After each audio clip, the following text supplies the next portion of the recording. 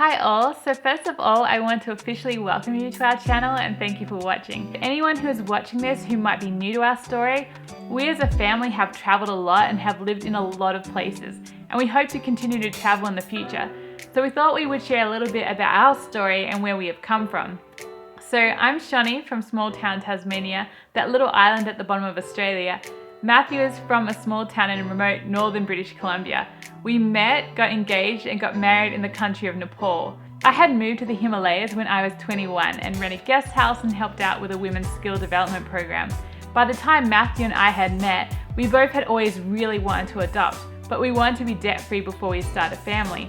We lived as minimal and frugal as we possibly could, and we were pretty shocked to find ourselves debt-free in our first year of marriage. Once we were debt-free, we decided to move forward with adopting, and that led us to handing over our business and moving to Canada to adopt kids out of foster care. We have shared about our adoption journey on this channel before, and I'll link those videos in the description below.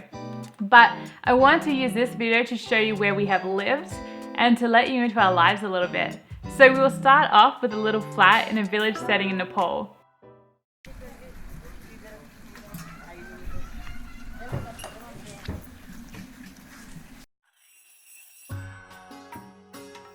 Nepal is where Matthew and my story started. We fell in love with the Kaski district and for 5 years called the city of Pokhara our home. Pokhara is a city built around Fewer Lake. It has two main seasons, the wet monsoon season and the dry season. My fondest memories are when it was lush and green, and everywhere you looked it was bursting with life.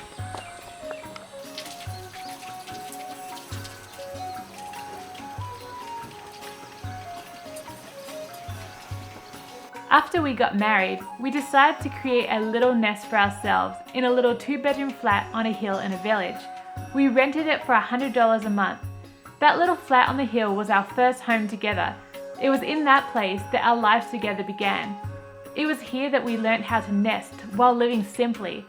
In the early days, the flat only had electricity for a few hours of the day. There was no hot running water, a squatty potty, and no ceiling fans or heating.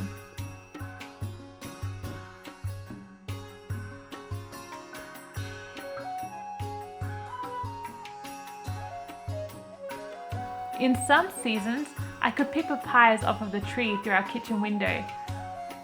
We lived simple lives. Living this simply has taught us a lot. I loved always feeling like we were close to nature. From inside our home, we could always hear the village fountain trickling outside, the sound of cicadas, goats, chickens, and village life. There were some downsides to village life too though. We were constantly competing for our home territory with cockroaches, ants, and massive spiders. The family downstairs gardened. They grew vegetables, planted rice paddies, and kept animals. Their buffalo was trained and at the same time every afternoon would come home from grazing, wait patiently by the gate, and put herself to bed. Our neighbours regularly shared buffalo milk with us and gave us fresh vegetables from their garden. The Hajurama, or grandma, is still one of the most inspiring women I have ever met. She is in her 70s, but we would regularly see her up a tree in a skirt and flip-flops, cutting down branches with a machete. Matthew and I embraced our lives in Nepal. We embraced the adventure, the simplicity, and at times the awkwardness and the inconveniences. We left Nepal after 5 years because we had made the decision to grow our family through a foster care adoption.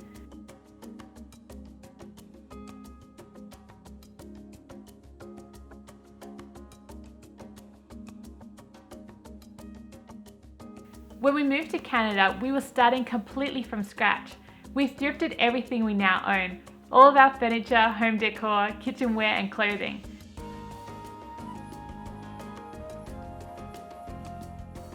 Facing a new culture, this time a Western one, we were able to make a nest and build a new and very different life for ourselves. This home had bathtubs and hot running water.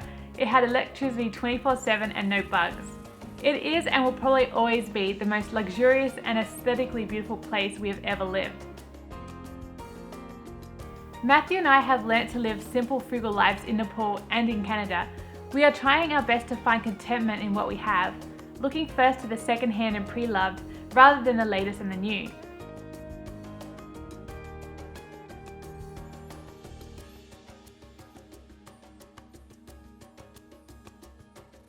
We were in this beautiful home for winter and for summer. We lived there for a year. The view of the lake from the window was spectacular in every season. The round house will always be remembered as the home that we brought our children home to.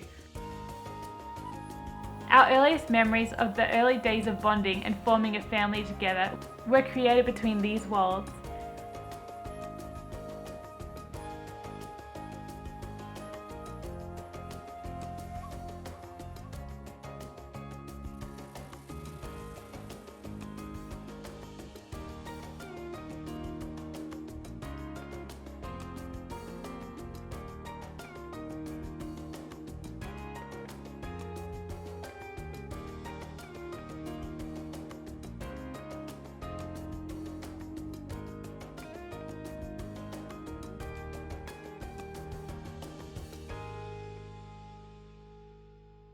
We are now living in a mobile home and we love it.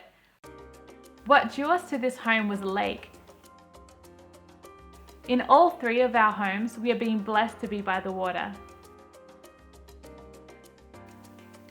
It was on this lake that we have watched our kids really flourish and explore the world.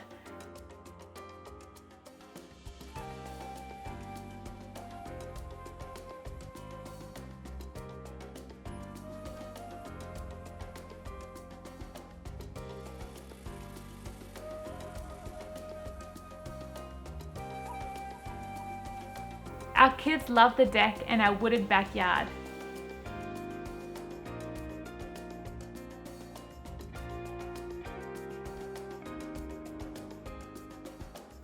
Our mobile home is minimalistic. It is simple. We have everything we need. It is just the right size for our family. This is the first home we have ever actually owned. Our lives here are simple. We live almost entirely out of thrift stores and are still learning how to value the simple things in life, to seek out beauty, to love well, and to be content with what we have.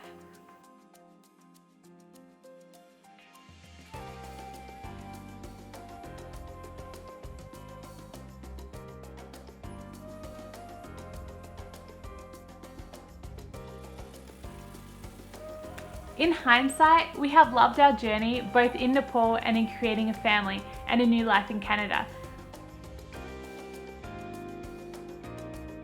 A map of the world hangs on the wall in the same place that was created for a TV. Instead of the television, we have our dreams.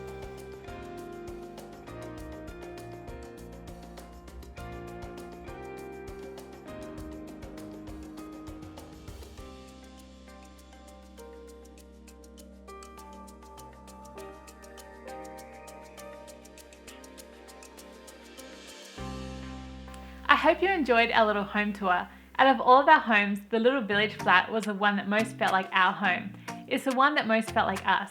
The round house was definitely the most beautiful and spacious, and the mobile home is by far the most functional in that all the appliances are new, everything works perfectly, it has great storage, a big secure backyard and deck, and it's really easy to clean.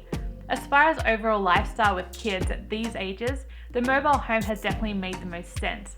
The only thing I really don't like is the plastic walls, but they are easy to wipe down and pretty waterproof, and if you're a parent of toddlers, you know that that is a really good thing. Personally, we don't feel like we have settled yet. Our dream home is still in Asia. Living in Asia changed us in so many ways. We both fell in love with the simplicity of living in Asia. I love animals, so I loved always being surrounded by animals. I loved having plants everywhere, and how most relationships were built face to face and not over social media.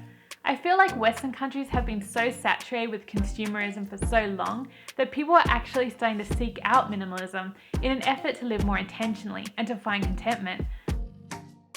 I would love this channel to be about our journey exploring the world, learning how to be content with what we have, loving people deeply and living intentionally. And who knows, if you stick around with us long enough on here, maybe you'll find us back in an Asian country. We would love to continue to share our journey and our process with you. So if you'd like to come along with us, feel free to hit the subscribe button. The bell will keep you notified when a new video comes out. We would love to have you come along with us and join the tribe.